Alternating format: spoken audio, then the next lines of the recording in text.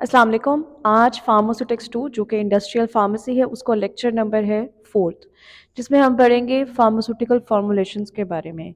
Last lectures में हम लोगों ने मशीनरी डिस्कस की थी जो कि मैन्युफैक्चरिंग के प्रोसेसेस में काम आती थी। वो सारी इक्विपमेंट्स हम पढ़ चुके हैं, वो सारे प्रोसेसेस हम डिस्कस कर चुके हैं। आज हम जो है वो डिस्कस करने जा रहे हैं वो तमाम मैन्युफैक्चरिंग प्रोसेसेस। अब आहिस्ता आहिस्ता करके जो है वो नेक्स्ट लेक्चर्स में भी आप देखेंगे फार्मास्यूटिकल फॉर्मुलेशंस जो हैं उनकी मैन्युफैक्चरिंग किस तरह से होती है फार्मास्यूटिकल डोजेज फॉर्म्स की। और इसमें हमारे पास डिफरेंट जो है वो डोजेज फॉर्म्स हैं, सॉलिड्स में हैं, लिक्विड्स में हैं, सेमी सॉलिड्स में और पेरेंट्रल्स में। ये सारी की सारी मैन्युफैक्चरिंग, इनकी क्या प्रोसीजर्स हैं, ये सारे के सारे हम लोग इंशाल्लाह आने वाले लेक्चर्स में डिस्कस करेंगे। Starting with our topic, pharmaceutical formulations क्या होती हैं। आप देखेंगे फार्मास्यूटिकल फॉर्मुलेशंस जो हैं वो ऐसी फॉर्मुलेशंस होती हैं जिनके अंदर एपीआई को ब्लेंड किया जाता है अच्छे तरीके से विद द एक्सिपिएंट्स और इसको एक प्रॉपर डोजेज फॉर्म में कन्वर्ट किया जाता है which is both acceptable and which has more stability. और जो कि आपके पेशेंट जो है वो उसको आपको देने में भी आसानी है और इसके अलावा उसका हम लोग थेरेप्यूटिक ऑब्जेक्टिव जो है वो भी अचीव कर सकते हैं। याद रखिएगा कि एपीआई अकेला जो है वो काम नहीं कर पाता है अनलेस एंड अनटिल कि उसके साथ एक्सिपिएंट्स जो हैं वो जुड़े हुए हों। तो नेक्स्ट आ जाता है इसका एम क्या होता है। किसी भी फार्मास्यूटिकल डोजेज फॉर्म को या फॉर्मुलेशन को बनाने का मकसद क्या होता है। मकसद है हमारे पास ये कि हम लोग अपनी रिक्वायर्ड अमाउंट ऑफ ड्रग हम पेशेंट तक डिलीवर कर सकें एट एन ऑप्टिमम रेंज। और इस ऑप्टिमम रेंज में हम लोग जब डिलीवर कर रहे हैं पेशेंट को ये मेडिकेशन, उसका हमारे पास थेरेप्यूटिक इफेक्ट आ जाए। थेरेप्यूटिक इफेक्ट क्या है कि जी आपका जो अचीवमेंट क्राइटेरिया है कि आपने किसी डिजीज़ में मेडिकेशन देनी है उसके किसी दूसरी ड्रग के एडीआर्स को कवर करने के लिए उसको जो है वो ना, ताकि वो एडीआर्स ना हो, या फिर जो है वो पेशेंट की कंडीशन हेल्थ जो है उसकी उसको बेहतर करने के लिए हम करें। और इसके अलावा क्या है कि जब हम मैन्युफैक्चरिंग करते हैं किसी भी ड्रग की तो उस डोजेज फॉर्म में उस ड्रग की शेल्फ लाइफ भी बेहतर हो और इसके अलावा उसकी स्टेबिलिटी भी रहे। ठीक है, ऐसा ना हो कि ज़रा सा जो है वो आपने ड्रग जो है वो 10 दिन के लिए रख ली हुई है तो ड्रग जो है वो एक्सपायर हो जाए, ऐसा नहीं होना चाहिए। उसकी स्टेबिलिटी हमें चाहिए है, बेटर शेल्फ लाइफ भी चाहिए हमें। नेक्स्ट आ जाती है formulation of solid dosage forms. Solid dosage forms जो होती हैं इसमें क्या है कि इनका ये सॉलिड फॉर्म में एग्जिस्ट करती हैं। और सॉलिड फॉर्म में कौन कौन सी ड्रग्स हैं हमारे पास डोजेज फॉर्म्स में, ये है टैबलेट्स और कैप्सूल्स। तो जो डोजेज फॉर्म हम लोग कॉमनली यूज़ करते हैं, मोस्टली हम यूज़ करते हैं, बहुत ज़्यादा इस्तेमाल होती है ये।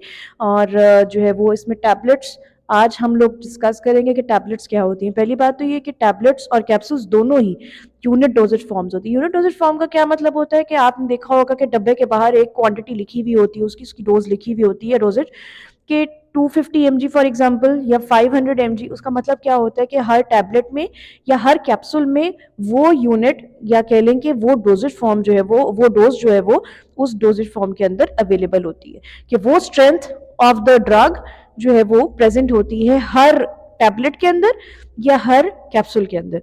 तो ये यूनिट डोजेज फॉर्म है जो कि हम कॉमनली इस्तेमाल करते हैं, ओरल पाथवे से इनको लिया जाता है और इनकी एक्यूरेट डोज होती है क्योंकि ये मैन्युफैक्चर ही हुई हुई होती है इंडस्ट्री से, तो उधर से ही बन के आती हैं, इसलिए इसमें जो है वो कमी बेची के चांसेस नहीं हैं।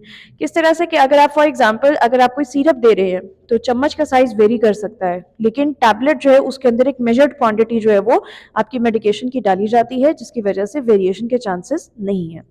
यहाँ पर देखिएगा कि ईज ऑफ मैन्युफैक्चरिंग है इसकी, ये क्यों इतनी कॉमनली इस्तेमाल करते हैं, उसकी रीज़न ये है कि इसकी मैन्युफैक्चरिंग आसानी से की जाती है, पेशेंट की कन्वीनियंस है और इसके अलावा स्टेबिलिटी जो है वो बेहतर होती है as compare to liquid dosage forms या पेरेंट्रल्स। इनकी टैबलेट्स की जो है वो स्टेबिलिटी ज़्यादा होती है। नेक्स्ट आ जाती है जी formulation of tablets. Formulation of tablets कि हम टैबलेट्स के अंदर कौन कौन सी चीज़ें इस्तेमाल करते हैं, इसमें एक या एक से ज़्यादा एपीआई इस्तेमाल करते हैं हम और एक्सिपिएंट्स करते हैं। एपीआई कहते हैं active pharmaceutical ingredient. Active pharmaceutical ingredient जो है वो पार्ट होता है उस डोजेज फॉर्म का फार्मास्यूटिकल फॉर्मुलेशन का जो कि आपका इफेक्ट दिखा रहा होता है, थेरेप्यूटिक इफेक्ट अचीव कर रहा होता है। और जो एक्सिपिएंट्स होते हैं all the components except for the API, यानी कि ऐसे कंपोनेंट्स किसी भी डोजेज फॉर्म के अंदर जो कि एपीआई को सपोर्ट कर रहे हैं, उसको कलर प्रोवाइड कर रहे हैं, उसके लिए लुब्रिकेशन कर रहे हैं, डिसइंटीग्रेटिंग एजेंट्स हैं या कलरिंग एजेंट्स हैं या स्वीटनर्स हैं, ठीक है, ये सारे एक्सिपिएंट्स कहलाएंगे। तो यहाँ पर देखिएगा किसी भी टैबलेट की फॉर्मुलेशन के अंदर कौन कौन सी चीजें डलती हैं, वो है जी एक या एक से ज्यादा एपीआई यानी कि एक्टिव फार्मास्यूटिकल इंग्रेडिएंट। इसके अलावा एक्सिपिएंट्स इंक्लूड होते हैं, डाइल्यूएंट, इसमें आ जाता है माइक्रोक्रिस्टलाइन सेलुलोज और लैक्टोज, बाइंडर में आ जाता है आपके पास पीवीपी आ जाता है, लुब्रिकेंट जो है वो मैग्नीशियम स्टीरेट और टैल्क को इस्तेमाल करते हैं, बफर्स इस्तेमाल करते हैं, स्टेबलाइजर्स होते हैं, डिसइंटीग्रेंट्स होते हैं, डिसइंटीग्रेंट्स में भी आपका माइक्रोक्रिस्टलाइन सेलुलोज इस्तेमाल होता है और एल्जिनेट्स इस्तेमाल होते हैं। इसके अलावा कलरेंट्स इस्तेमाल किए जाते हैं, टाइटेनियम डाइऑक्साइड उसकी एग्जाम्पल दी हुई है, और राइबोफ्लेविन, और फ्लेवर्स और स्वीटनर्स के तौर पे सुक्रोज, मैनिटोल और डेक्सट्रोज को इस्तेमाल किया जाता है।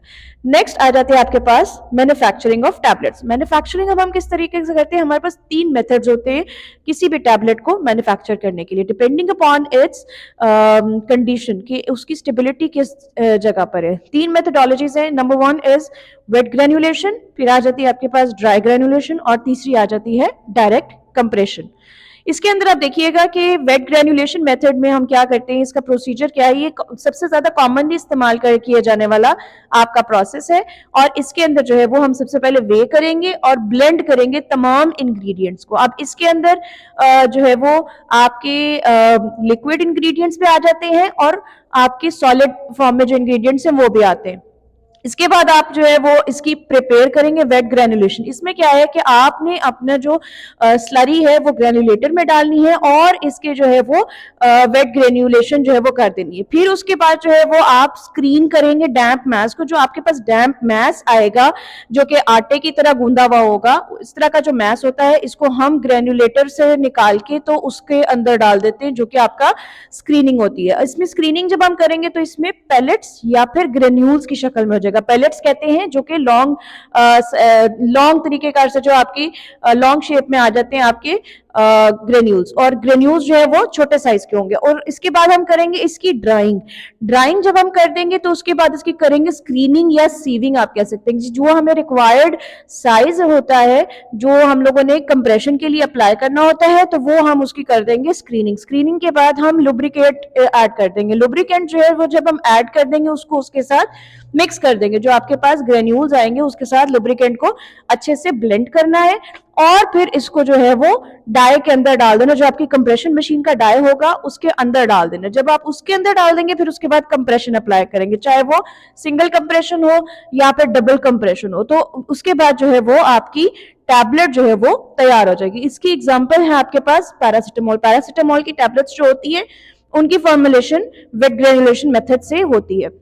नेक्स्ट आ जाती है आपके पास dry granulation method. Dry granulation method उन ड्रग्स के लिए करते हैं जो कि सूटेबल नहीं होती हैं वेट ग्रेनुलेशन के लिए, और इन ड्रग्स में जो है वो आप देखें कि क्रशिंग हम कर रहे होते हैं स्लग की।